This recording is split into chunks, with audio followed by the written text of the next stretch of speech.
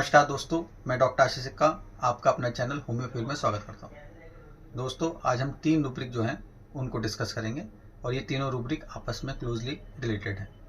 तो पहला रूब्रिक है एक्टिव एजाइल, दूसरा रूब्रिक है लर्न्स ईजिली और तीसरा रूब्रिक है लर्न्स पुअरली। तो आइए इन तीनों रूब्रिक को एक एक करके समझते हैं। तो पहला रूब्रिक एक्टिव एजाइल, ये जो रूब्रिक है 2 शब्दों से मिलकर बना है। पहला शब्द एक्टिव, दूसरा शब्द एजाइल। एक्टिव का क्या मतलब होता है? एक्टिव का मतलब होता है फुर्तीला। कोई भी काम आप कितनी फुर्ती से करते हो, कितनी एक्टिवली करते हो, वो आपकी एक्टिविटी शो करता हो। आपका शो करता है कि आप कितने एक्टिव हो, कितने फुर्तीले हो। जैसे 2 बच्चे बैठे हुए हैं और फादर ने बोला कि भाई जाओ फ्रिज में से पानी की बोतल निकाल लो, तो एक अभी सोच रहा है, दूसरा तुरंत गया और जो है पानी की बोतल निकाल लाया। ठीक है। या एक पेशेंट आकर बोलता है कि डॉक्टर साहब मुझे बुखार हुआ, तो मैंने जो है लापरवाही नहीं करी, मैं तुरंत जो है लैब गया, मैंने टेस्ट कराया और रिपोर्ट ली और शाम को मैं डॉक्टर को दिखाने चला गया और मैंने मेडिसिन ली। तो ये क्या शो कर रहा है? ये शो कर रहा है पेशेंट की एक्टिव क्वालिटी। इसका जो दूसरा पार्ट है वो है एजिलिटी। एजिलिटी होता है किसी भी काम को अच्छे से करने की दक्षता, निपुणता या माहिर। मतलब आपने सुना होगा लोग कहते हैं यार तुम इस काम को करने में बड़े माहिर हो, या वो इस काम को करने में बड़ा अच्छा है, बड़ा माहिर है। तो कोई भी काम ग्रेसफुली करना है, बहुत कंप्लीटली करना और अच्छे तरीके से करने को हम एजिलिटी कहते हैं। तो जब इन दोनों शब्दों को मिलाए जाते हैं तो फुर्ती से और अच्छे दक्षता से जो काम करता है उसको हम एक्टिव एजाइल कहते हैं।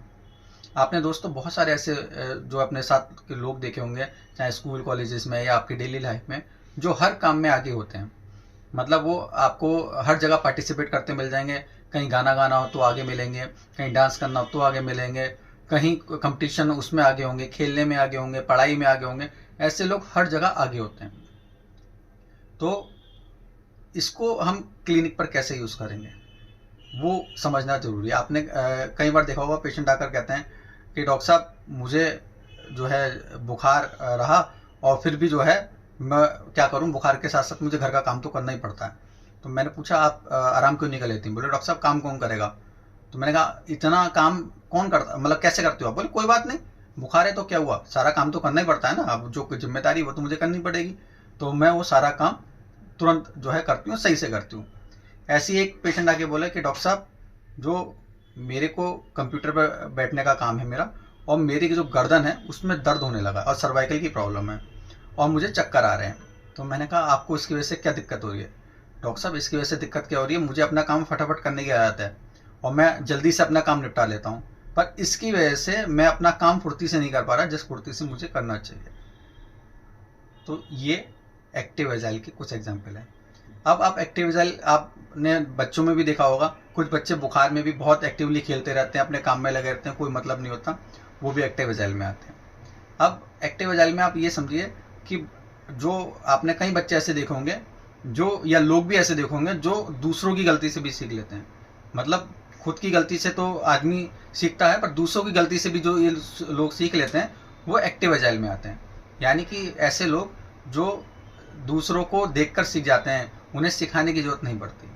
ऐसे बच्चे जिन्होंने देखा भाई सामने ये जो है कर्सिव राइटिंग ऐसी होती है और उसने दूसरे बच्चे की देखी और खुद करने लग गया, ऐसे लोग एक्टिव एजाइल होते हैं। उन्हें सिखाने की जरूरत नहीं पड़ती, वो खुद ब खुद कहीं भी चीज़ों से जो है वो सीख कर वो जो है मतलब एक्टिवली उसको कर लेते हैं।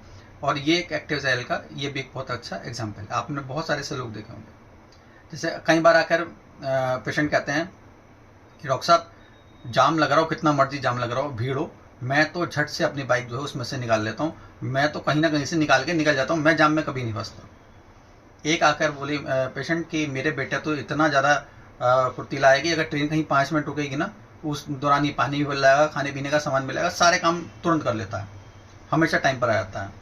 या जो आप ऐसा समझिए पेशेंट आकर कई बार ऐसा भी बोलता है कि हमारा जो बच्चा है वो इतना एक्टिव है कि वो हाथ में रुकता ही नहीं है, जब देखो हाथ से निकल के भागने की तैयारी करता है, हर देखो गोदी से निकल के भागने की तैयारी करता है।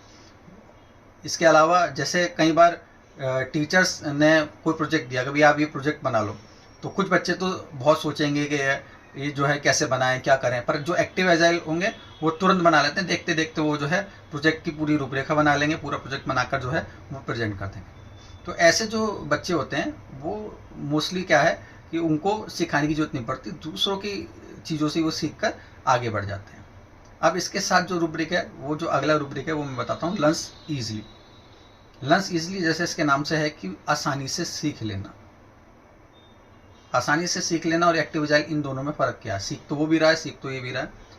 फ़र्क ये है कि लर्न्स ईजिली में अगर वो एक बार गलती करेगा तो आप उसको सिखा देंगे तो वो दोबारा वो गलती नहीं करेगा। आपने कर्सिव राइटिंग उसने कर रहा है और उसने उसमें गलती कर दी, आपने बताया नहीं ऐसे बनना है, तो उसने देखा और कर लिया, ये लर्न्स ईजिली है, वो दोबारा उस मिस्टेक को नहीं दोहराएगा।